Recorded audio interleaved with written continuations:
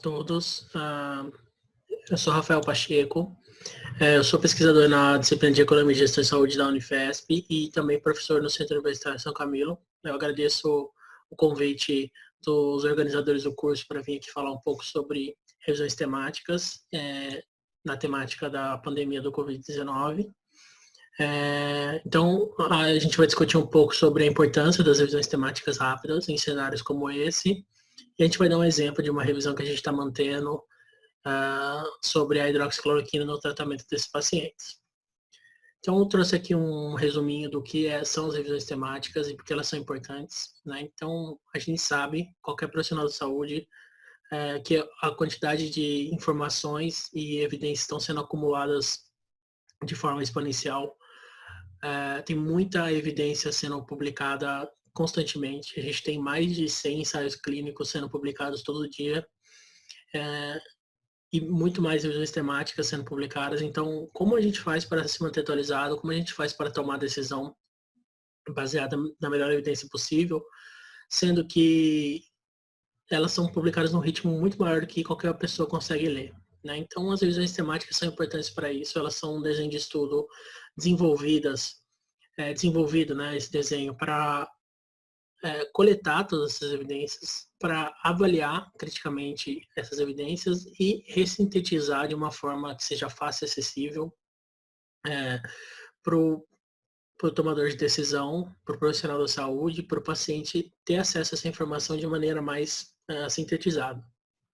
Então, as revisões elas foram sendo elaboradas no final do século XX e os métodos que a gente usa hoje começaram a ser discutidos lá, e com o avanço da própria tecnologia de armazenamento de estudos, das bases de dados serem online, do maior estudo sobre como avaliar criticamente os artigos científicos e principalmente avanços na forma de ressintetizar eles, né? Tudo isso foi sendo construído no que a gente chama hoje de revisão sistemática, e é um desenho de estudo que está na moda, muita gente está fazendo, e hoje é difícil pensar num guideline ou numa tomada de decisão que não seja baseada numa revisão sistemática de boa qualidade. Bom, os três pilares da revisão, né, que a gente sempre procura, então, para um estudo ser chamado uma revisão sistemática, a gente sempre procura esses três itens, né? Um é uma busca ampla, sensível e restrita da literatura. Então, eu quero que a minha revisão abranja todos os artigos que respondam à pergunta proposta. Então, o primeiro passo de toda a revisão é fazer um esforço gigantesco para buscar os estudos primários que vão compor uma revisão no maior número de bases possível, para eu ter a menor probabilidade possível de perder qualquer estudo que responda a minha questão, né? Isso já é uma grande diferença da revisão sistemática para as revisões narrativas. A revisão narrativa geralmente inclui os estudos que o autor ou os autores conhecem, gostam. Então, na revisão sistemática, em oposição a isso, a gente quer buscar todos os estudos disponíveis. Um outro aspecto principal, um outro pilar da revisão sistemática é utilizar métodos transparentes, organizados e, na medida do possível, validados para você fazer uma avaliação crítica desses estudos. Então, eu vou pegar os estudos que respondem minha pergunta e usar uma ferramenta que foi desenvolvida justamente para avaliar o risco de viés ou a qualidade desses estudos. Isso é uma parte fundamental da revisão sistemática, porque ajuda a gente a compartimentar, categorizar os estudos bons dos ruins. É lógico que essa distinção dicotômica é muito difícil de ser feita. Existem vários domínios da avaliação da qualidade e do risco de viés, mas a avaliação crítica ela vai entrar como parte principal da revisão para tentar mostrar para a gente qual dos estudos que a gente incluiu, em qual deles a gente pode confiar mais.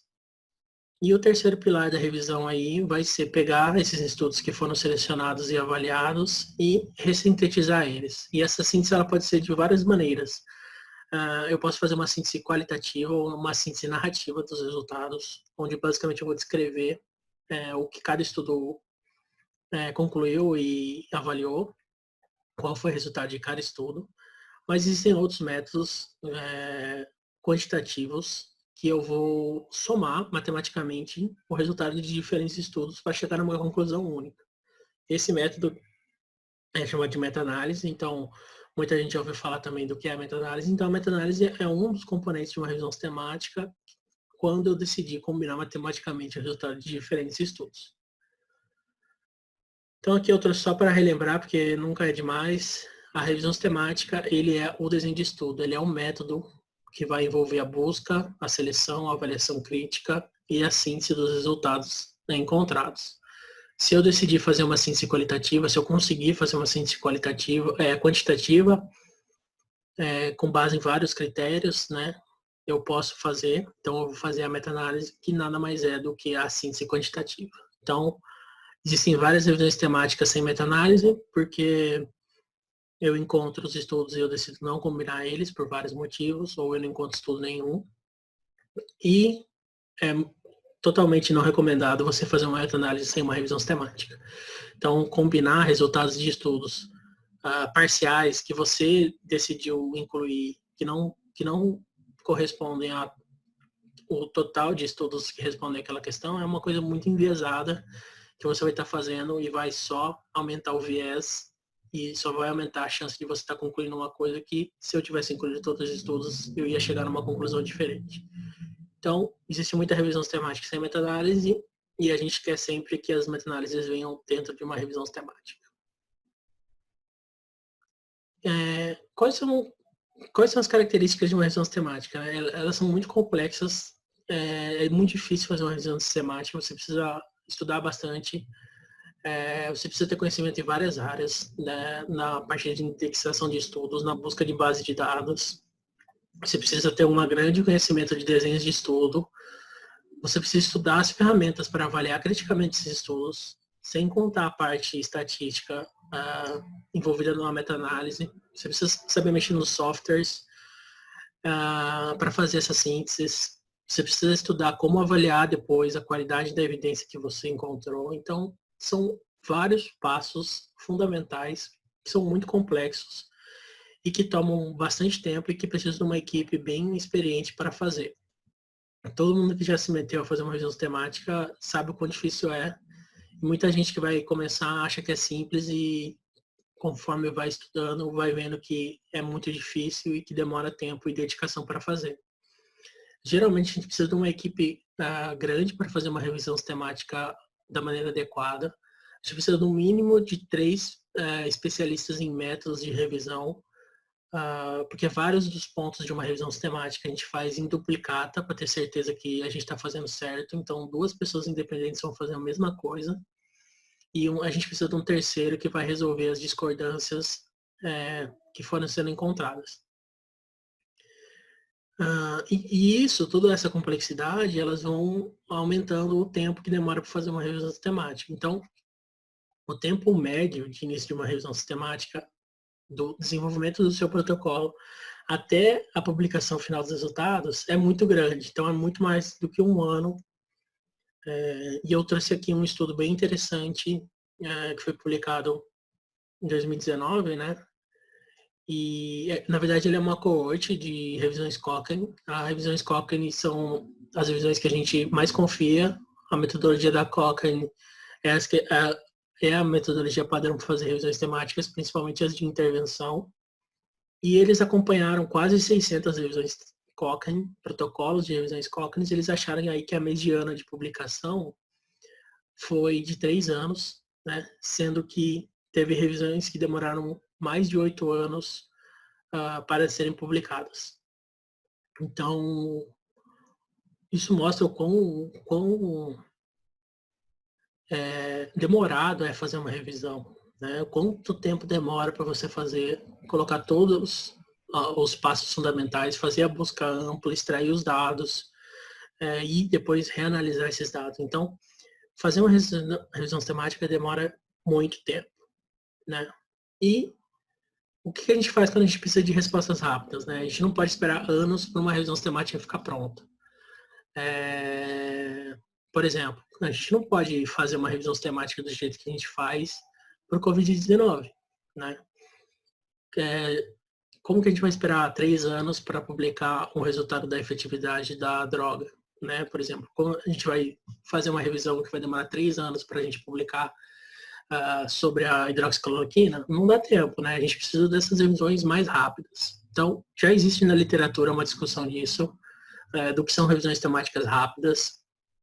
O próprio Ministério da Saúde, no portfólio de síntese dele, define o que é uma síntese rápida.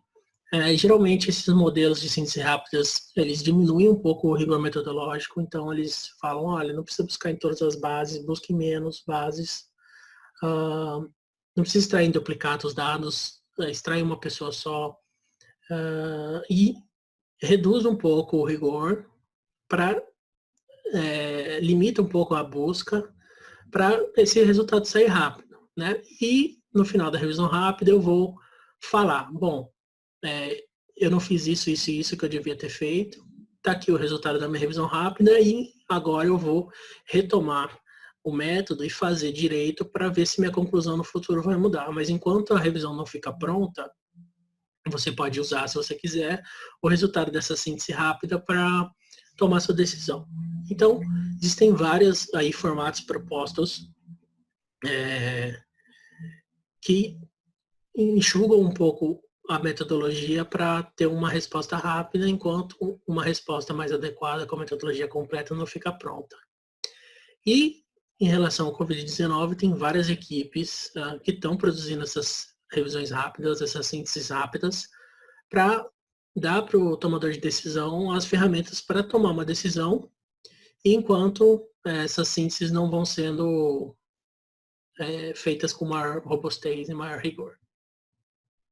As revisões são muito importantes porque, com a Covid, o número de estudos e evidências sendo publicados está sendo absurdo. Então, eu vi a aula da professora Ana Luísa, que vocês tiveram nesse curso. A quantidade de ensaios clínicos registrados é uma coisa gigantesca. Então, é muito difícil tomar decisão com 100 ensaios clínicos registrados na sua frente. Você não sabe o que fazer. Tem mais de 100 drogas e intervenções sendo investigadas por Covid-19. Então, a importância dessa ciência é muito grande e elas serem feitas rapidamente, né?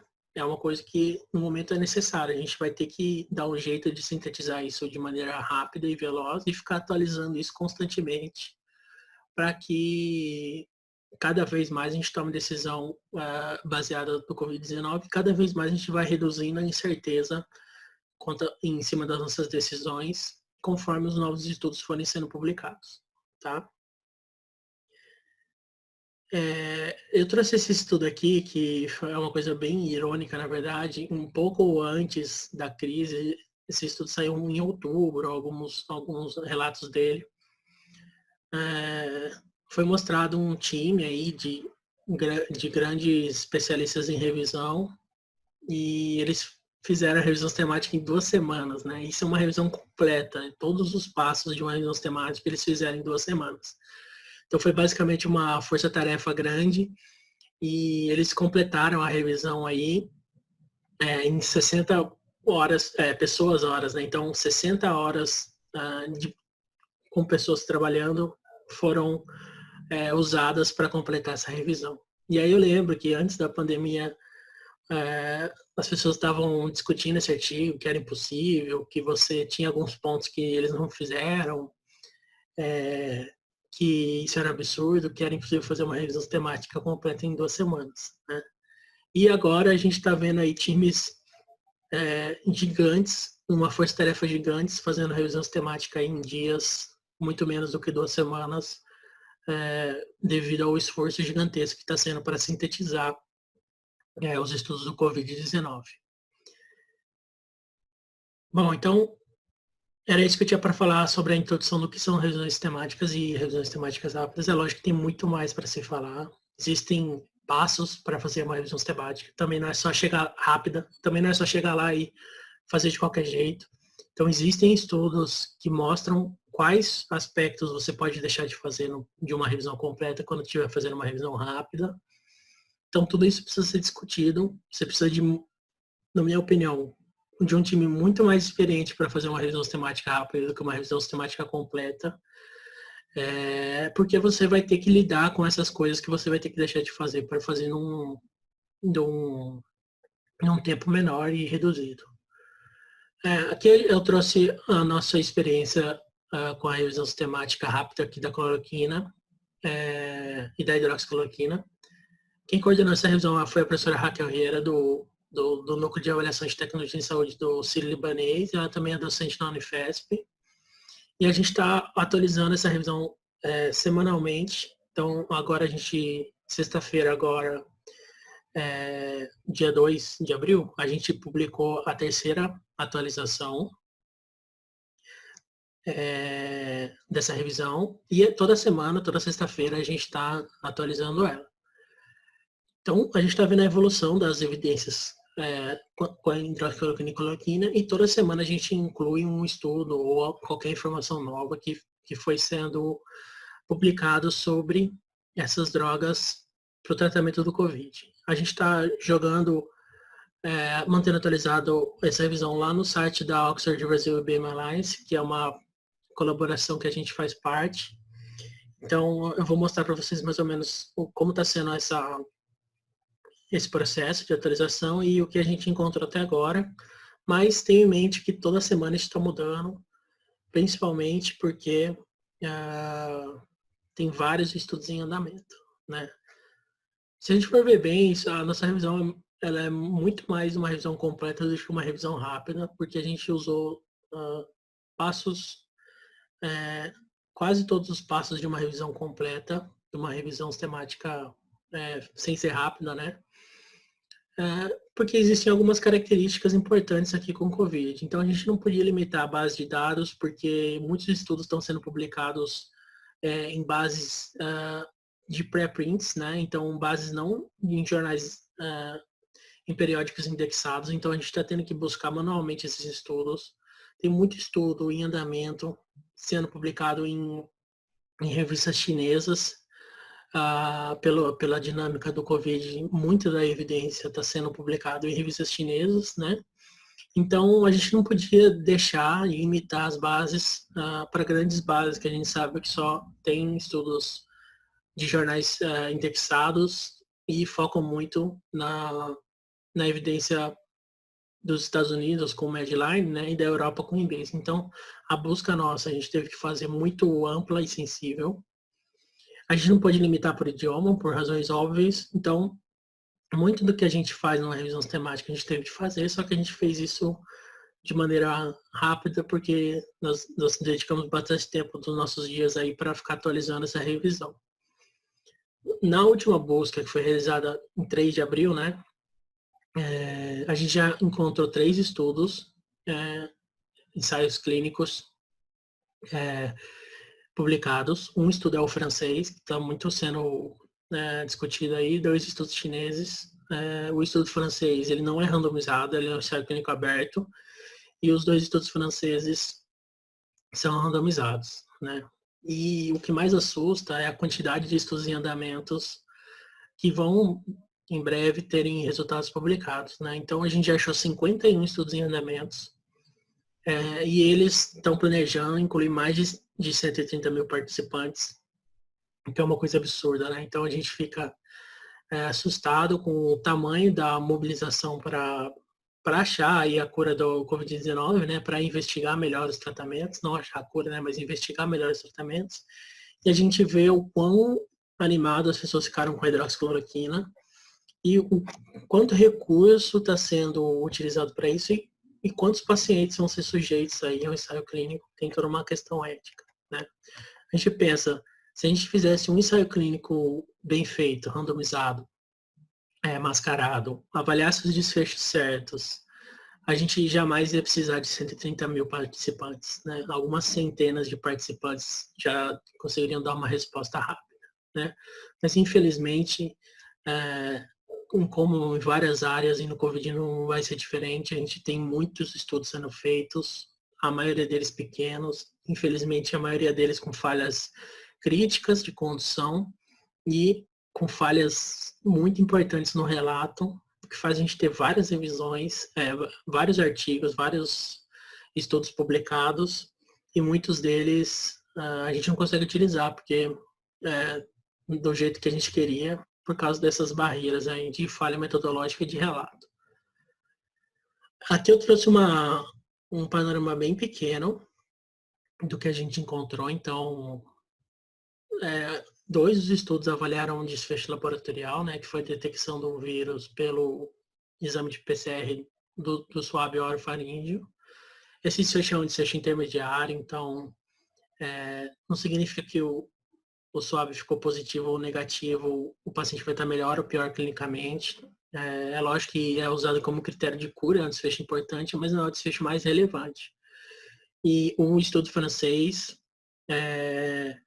mostrou um benefício, uma redução aí dos pacientes tomando a hidroxicloroquina no time point que ele avaliou, e o estudo chinês não mostrou diferença nenhuma entre os grupos, né?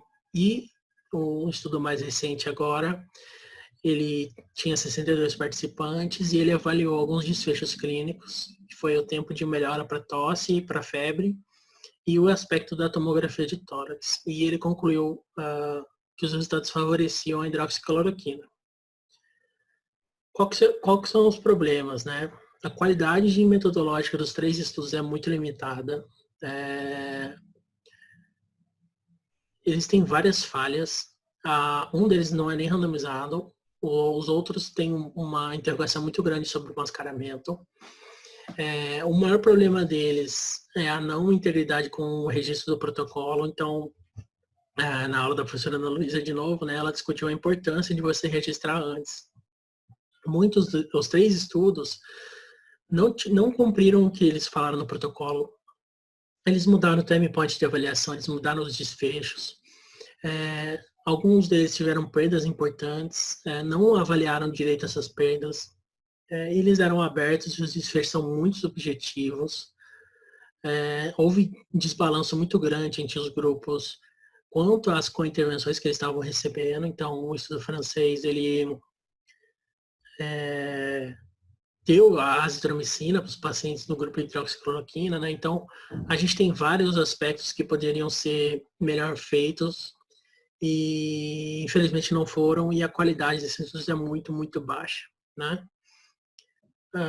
Qualquer resultado que a gente encontrou foi muito impreciso, os estudos eram muito pequenos para avaliar esse tipo de desfecho. Então, a gente não sabe, eles avaliaram desfechos de maneira diferente, né? Eles são muito heterogêneos, a gente não conseguiu combinar nenhum resultado desses estudos para aumentar a precisão da estimativa, então, eles estão isolados. Então, eles são muito pequenos para a gente tomar qualquer decisão, né?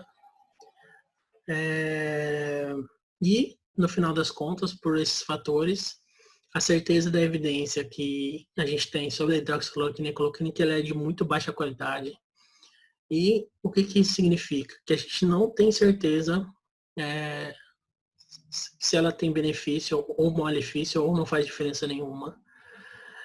Qualquer estimativa que a gente mostrar no slide anterior é muito incerto. Qualquer estudo novo que sair pode mudar isso consideravelmente e ir para qualquer direção, favorecendo a cloroquina, falando contra usar a cloroquina ou falando que usar a cloroquina não faz diferença nos desfechos importantes para o Covid-19. E, conforme novos estudos forem saindo, a gente vai estar atualizando essa revisão e isso vai mudando, né? Por enquanto, nada muito convincente que avaliou os efeitos da hidroxicloroquina e da cloroquina. Bom, e aí, né? A gente tem muito estudo em andamento. Com certeza a nossa conclusão vai mudar nessas semanas, mas por enquanto a gente está muito incerto, né? E aí a gente não faz nada, né? A gente deixa o paciente, a gente ignora a hidroxicloroquina enquanto não saem os resultados, né? Então isso é muito difícil de você falar. O papel de uma revisão sistemática não é fazer uma recomendação para a prática, isso tem que ficar claro. Muitas pessoas que estão começando a fazer revisões temáticas, elas querem recomendar para a prática, então a revisão temática não tem esse papel. O papel da revisão é apresentar a evidência e o tomador de decisão vai ter que tomar alguma decisão, né? Ou uma decisão ativa de dar o remédio, ou uma decisão de não vou dar o remédio, com base nos resultados dessa revisão sistemática. Então, como tomar essas decisões, né?